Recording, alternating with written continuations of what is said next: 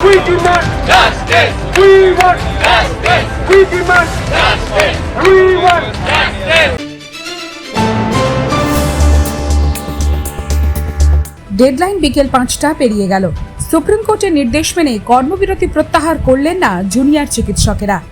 স্বাস্থ্য ভবনের সামনে অবস্থানে বসে রয়েছেন তারা। তাদের ৫ দফা দাবি মানা না হলে সেখানেই বসে থাকার ডাক দিয়েছেন আন্দোলনকারীরা। স্বাস্থ্য ভবনের সামনে তৈরি হচ্ছে ভ্রাম্যমাণ শৌচাগার। স্বাস্থ্য ভবনের একটি সূত্র মারফত জানা গিয়েছিল, চিকিৎসকদের একটি প্রতিনিধি দল ভেতরে এসে কথা বলতে চাইলে তারা স্বাগত। এই বিষয়ে জুনিয়র ডাক্তারদেরও স্পষ্ট বক্তব্য, তারা ডেপুটেশন দিতে আসেননি। তাদের দাবি মানা না হলে অবস্থান চলবে। এর আগে আজ দুপুরে করুণাময়ী থেকে স্বাস্থ্য ভবনের উদ্দেশ্যে মিছিল শুরু করেন আন্দোলনকারী চিকিৎসকেরা। প্রতীকী মস্তিষ্ক হাতে নিয়ে মিছিলে হাঁটেন তারা। করুণাময়ীতে ডাক্তারদের জমায়েতে যোগ দিয়েছেন বেশ কয়েকজন সাধারণ মানুষও। জমায়েত থেকে উই ডিমান্ড জাস্টিস স্লোগান ওঠে। যে ৫ দফা দাবির কথা তুলেছেন তারা সেগুলি হলো: ১.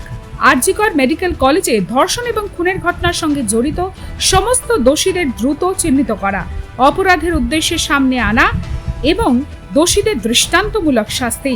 দ্বিতীয়ত, তথ্য প্রমাণ লোপাটের সঙ্গে প্রত্যক্ষ বা পরোক্ষভাবে জড়িতদের চিহ্নিত করে বিচার। তৃতীয়ত, সুপ্রিম কোর্টের পর্যবেক্ষণে ব্যর্থ প্রমাণিত কলকাতা পুলিশের কমিশনার বিনীত গোয়েলের ইস্তফা। চতুর্থত, রাজ্যের সব মেডিকেল কলেজ, হাসপাতাল এবং স্বাস্থ্যকেন্দ্রে চিকিৎসক এবং স্বাস্থ্যকর্মীদের নিরাপত্তা সুনিশ্চিত করা। পঞ্চমত, রাজ্যের সব মেডিকেল কলেজ, হাসপাতালে ভয়মুক্ত পরিবেশ গড়া এবং গণতান্ত্রিক পরিবেশ সুনিশ্চিত করা।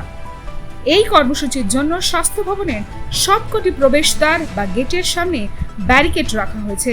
মোতায়েন রয়েছে প্রচুর পুলিশকর্মী। ব্যুরো রিপোর্ট, লটারি সংবাদ।